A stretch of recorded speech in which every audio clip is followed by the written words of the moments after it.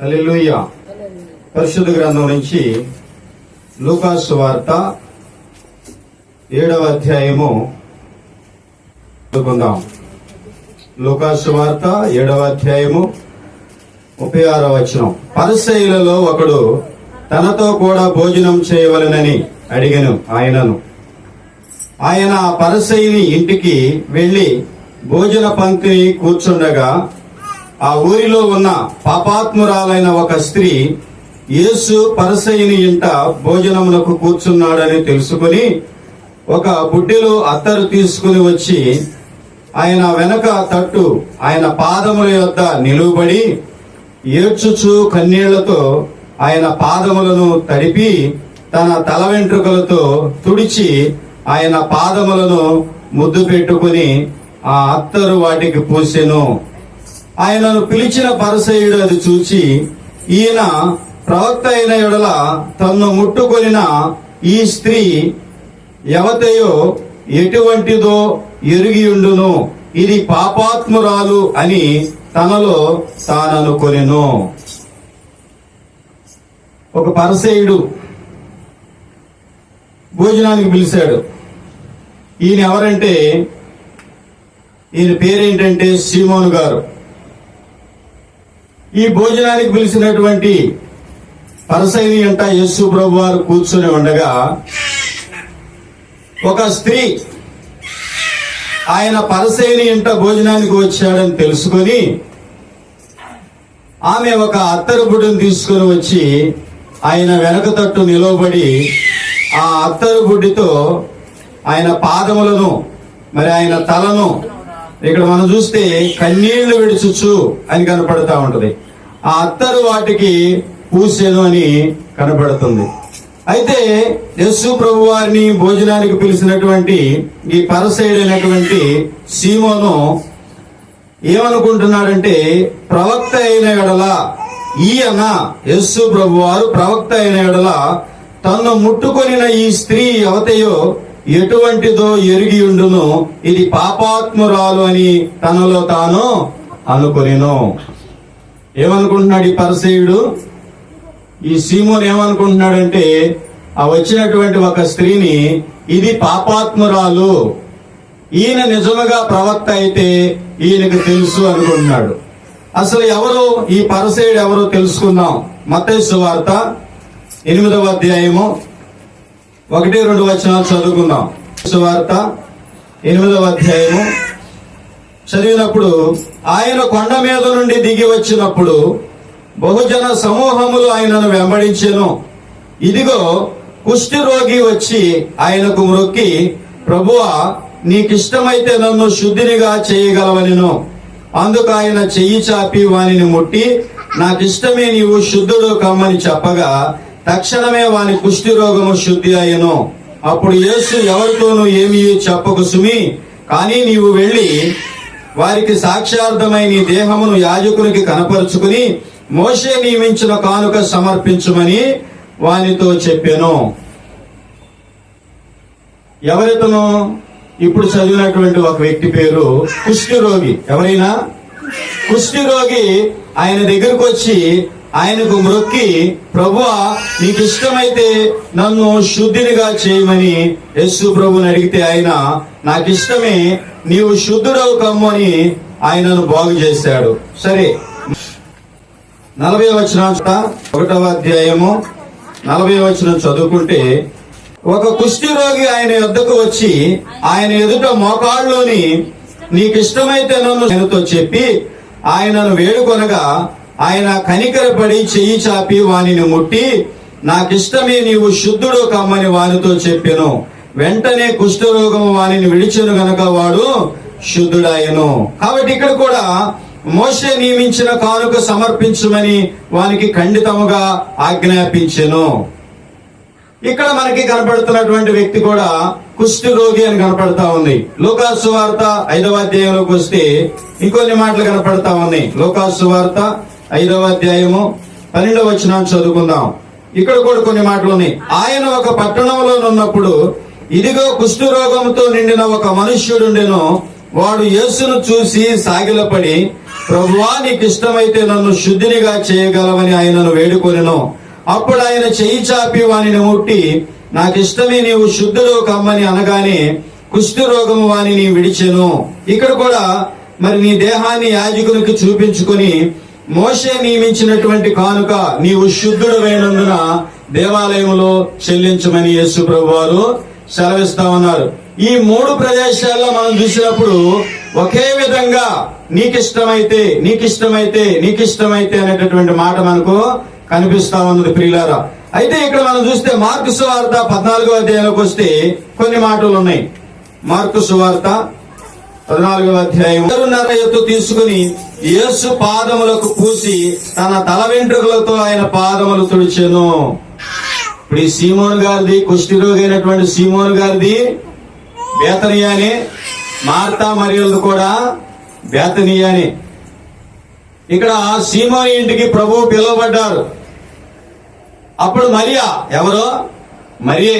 మనకి ఎక్కడ కనపడినా మరియే. మరియా దాదాపు ఆ రోజుల్లోనే 150 రూపాయల విలువ కలిగినటువంటి అత్తరును తీసుకొచ్చి ఆ బుడ్డిని పగలగొట్టి, లేకపోతే ఆ దేవుని మీద పోసి ఆయనను అభిషేకించినట్లు యేసు ప్రభు వారు సెలవిస్తారు. సర్వలోకములో మరి నా గురించి, తండ్రి గురించి సువార్త ఎక్కడ ప్రకటింపబడుద్దో ఈమె చేసినది కూడా ప్రశంసింపబడును, ఈమె చేసినది కూడా వివరించబడని ప్రభు అయినటువంటి యేసుక్రీస్తు వారు సెలవిస్తా ఉన్నారు. కాబట్టి ఇప్పుడు ఈ సీమోను గారు ఏమనుకుంటున్నాడంటే ఇది పాపాత్మురాలు అనుకుంటున్నాడు. ఏమనుకుంటున్నాడు? మరి మత్తయి సువార్త, మార్కు సువార్త, లూకా సువార్తలో చూస్తే ఇతనికి కూడా ఒక కుష్ఠరోగం పట్టింది. కుష్ఠరోగం ఎటువంటి వారికి వస్తుంది? పాపాత్ముల్లో పెద్ద పాపాత్ములకు వచ్చుద్దంట. ఎవరికి వచ్చుద్ది? దేవుని శాపం నొందిన వాడికి అది వస్తుంది అన్నమాట. దేవుని సన్నిధిలో ధూపం వేయడానికి వెళ్ళాడు ఒక ఆయనకు వచ్చింది. అలాగే దేవుని సేవకుల మీద తిరుగుబాటు చేసింది. ఇంటి నుంచి, బంధువుల నుంచి, గ్రామం నుంచి లేకుండా ఉన్నాడు, ఒంటరిగా ఉన్నాడు. కాబట్టి ఇలాంటి స్థితిలో ఉన్నటువంటి వ్యక్తికి యేసు ప్రభు వారు ఏమిచ్చాడంటే స్వస్థత అనుగ్రహించాడు, విడుదల అనుగ్రహించాడు, ఆ కుటుంబంతో కలిసి జీవించే భాగ్యాన్ని అనుగ్రహించాడు. అయితే ఇతని హృదయం అయితే ఏం లేదు, మార్పు లేనిదిగా ఉంది. ఎవతయ్యో ఏమనుకుంటున్నాడంట? హృదయంలో పాపాత్మరాలు అనుకుంటున్నాడంట. ఇది ఎవతయ్యో, ఈయన ప్రవక్త అయినాడలా ఆయన గ్రహించును కదా అనుకుంటామన్నాడు. చూడండి, స్వస్థతలు పొందే వాళ్ళందరూ హృదయాలు మారుతాయి అనుకుంటున్నారా? చాలా వరకు మారవు. కాబట్టి ప్రియులారా, ఇక్కడ మనం చూస్తే కొన్ని మాటలు కనపడతా ఉన్నాయి. ఏమని చెప్తున్నాడు ఆయన? యేసు ప్రభు వారు సీమోనుతో ఇట్లెను, ఈ స్త్రీని చూచుచున్నావే, నేను ఈ ఇంటిలోనికి రాగా నీవు నా పాదములకు నీళ్లు ఇయ్యలేదు గాని ఈమె తన కన్నీళ్లతో నా పాదములను తుడిచి తన తల వెంట్రుకలతో తుడిచెను. తడిపి తుడిచి తన తల వెంట్రుకలతో తుడిచెను. ఇంకోటి చూస్తే, నీవు నన్ను గృహానికైతే ఆహ్వానించావు కానీ నీవు నన్ను కౌగిలించుకొని ముద్దు పెట్టుకోలేదు. నీవు నన్ను గృహానికైతే విందు కోసం పిలిచావు గాని నీవు నా తల మీద నూనెను పోసి నన్ను అభిషేకించలేదు. చూడండి, ప్రభు అయితే కావాలి, యేసు ప్రభు అయితే కావాలి, యేసు ప్రభు అయితే మా ఇంటికి రావాలి, యేసు ప్రభు అయితే మా గృహంలో ఉండాలి. కానీ ఆయనకి మాత్రం చేసేదేమీ ఉండదు. ఈవిడ పాపాత్మురాలని నువ్వు అనుకుంటున్నావు కదా, ఈవిడ మంచిది కాదని నువ్వు అనుకుంటున్నావు కదా, మరి నువ్వు చేసిన పని ఏంటి? నా ద్వారా నీవు స్వస్థత పొందావు, నీ ఇంటికి భోజనానికి పిలిచావు, నీ ఇంటికి నేను భోజనానికి వచ్చాను. భోజనానికి నీ ఇంటికి వచ్చినటువంటి మొదటిగా నా పాదాలు కడుక్కోవటానికి నీవు నీళ్లు ఇయ్యాలి. ఇవ్వలేదు, పట్టించుకోలేదు యేసు ప్రభు వారిని. రెండవదిగా దగ్గరికి వచ్చి ఇదిగో నేను పిలుచుకున్నటువంటి నా అతిథి అని అక్కడ ఉన్నటువంటి ప్రజలందరూ ఆయనను ఏం చేయాలంట? గొప్ప చేయాలి, ముద్దు పెట్టుకోవాలి, భుజం మీద ముద్దు పెట్టుకుంటారు. అది చేయలేదు. మూడవదిగా చూస్తే తలతో నూనెతో తన తలను అంటలేదు. నువ్వు పాపాత్మురాలు అని ఈవిడ అనుకుంటున్నావు గాని నీకంటే విలువైనటువంటి పనులు ఈవిడ చేసింది. నీకంటే విలువైన పనులు ఈవిడ చేసింది. అందుకే అంటున్నాడు, ఒక వ్యక్తికి 50 రూపాయలు ఒక వ్యక్తి దగ్గర అప్పు ఉంది, రెండో వ్యక్తికి 500 రూపాయలు అప్పు ఉంది. ఇప్పుడు ఈ 500 ఇచ్చిన ఆయన, 50 రూపాయలు ఇచ్చిన ఆయన ఇద్దరి అప్పును క్షమించాడు. ఎవరికి ఎక్కువ ఆనందం కలుగుద్ది అన్నారు యేసు ప్రభు వారు. ఏమన్నారు? ఎవరికి ఎక్కువ ఆనందం కలుగుద్దని యేసు ప్రభు వారు అడిగితే ఇప్పుడు సీమోన్ అంటున్నాడు, అయ్యా 500 రూపాయలు ఎవరికైతే క్షమించబడ్డాయో వాళ్లే ఎక్కువగా ఆనందించబడతారు అంటున్నాడు. కాబట్టి ఈమె పాపి అని నువ్వు అనుకుంటున్నావు, కాబట్టి ఆమె విస్తార పాపములు క్షమించబడినవి. చూసారా, ఎవరు ఎక్కువగా పాపాలు చేసి ఉన్నారని అనుకుంటున్నారో వారి విస్తారమైన పాపాలు క్షమించబడుతున్నాయి. కాబట్టి వారే యేసు ప్రభువుని ఎక్కువగా ప్రేమించేవారుగా ఉన్నారు. నేను ఎలాంటి స్థితిలో నుంచి రక్షించబడ్డాను, నేను ఎలాంటి స్థితిలో నుంచి విడిపించబడ్డాను, దేవుడు నాకు కృప అనుగ్రహించాడు, ఏ యోగ్యత లేనటువంటి నాకు ఆయన సన్నిధిలో ఆయనను సేవించే భాగ్యము అనుగ్రహించాడు. చూడండి, ఆయన ఒక గ్రామానికి వస్తా ఉంటే పొట్టి జక్కయ్య అనబడినటువంటి ఒక ఆయన అనేక జనములు ఉన్నందున, జన సమూహాలు ఉన్నందున, ఆయన పొట్టివాడైనందున చూచుటకు ఆయనకి కనిపించదని ఆయన ఏం చేశాడంటే ఒక మేడి చెట్టు ఎక్కాడు. ఎక్కడికి ఎక్కాడు? మేడి చెట్టు ఎక్కాడు. మేడి చెట్టు ఎక్కి ఆయన ఎవరో, యేసు ఎవరో అని చూడగోరెను. యేసు ఎవరో అని చూడగోరెను. సరే, ఆ మార్గంనే నడుస్తూ వస్తున్నటువంటి యేసు ప్రభు వారు ఆ చెట్టు దగ్గరకు వచ్చి ఆ పైన ఉన్నటువంటి జక్కయ్యను చూసి, జక్కయ్య నీవు త్వరగా దిగిరమ్ము, నేడు నేను నీ ఇంట ఉండవలసి ఉన్నది అన్నాడు. హల్లెలూయా.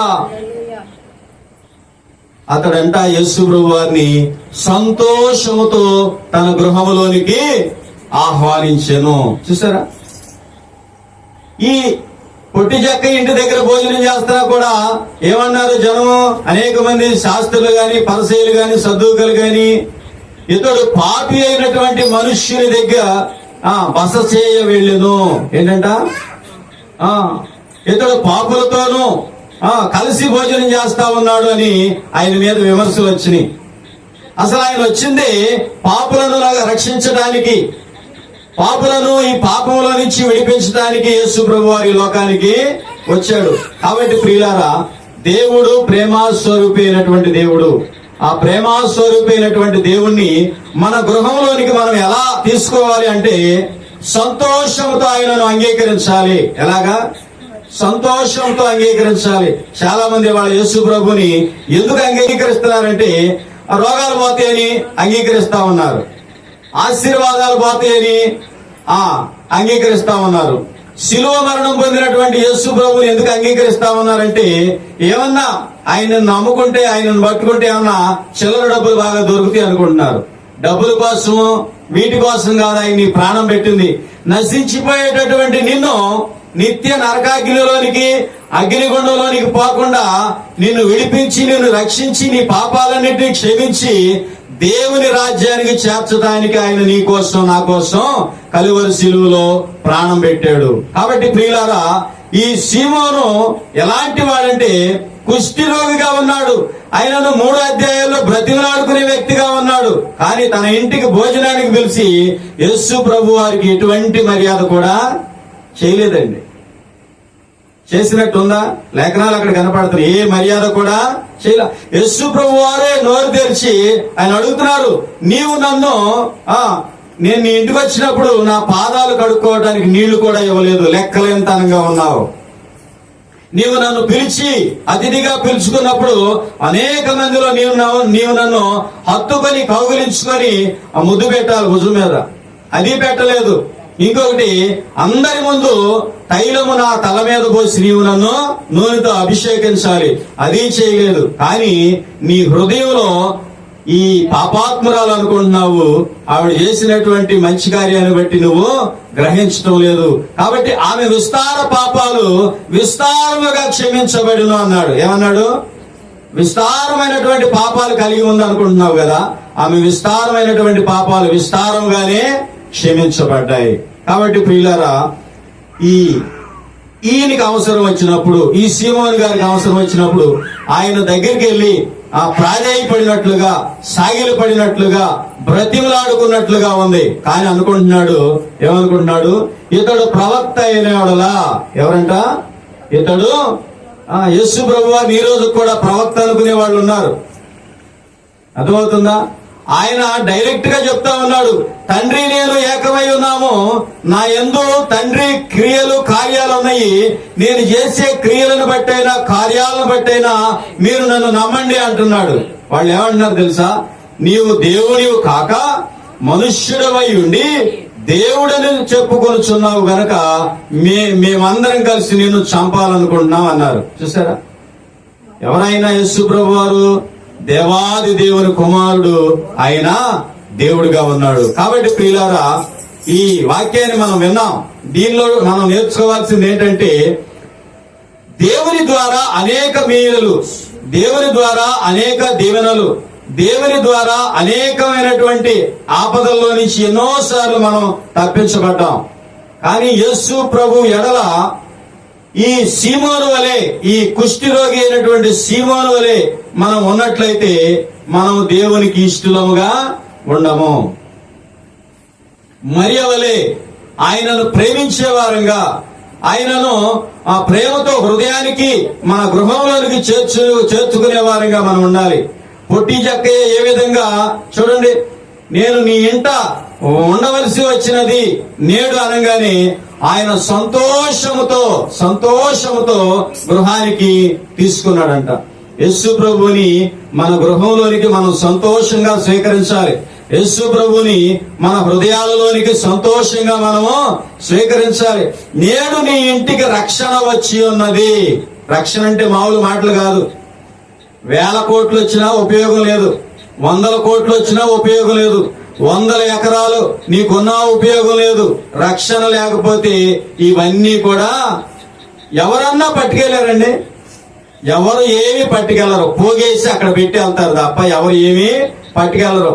ఈ పోగేసి కుప్పేసి ఇక్కడ వదిలిపెట్టి వెళ్ళేదానికంటే యేసు ప్రభు అనుగ్రహించే రక్షణ నువ్వు సంపాదించుకుంటే ఆ రక్షణ నిన్ను పరలోక రాజ్యానికి చేర్చుద్ది.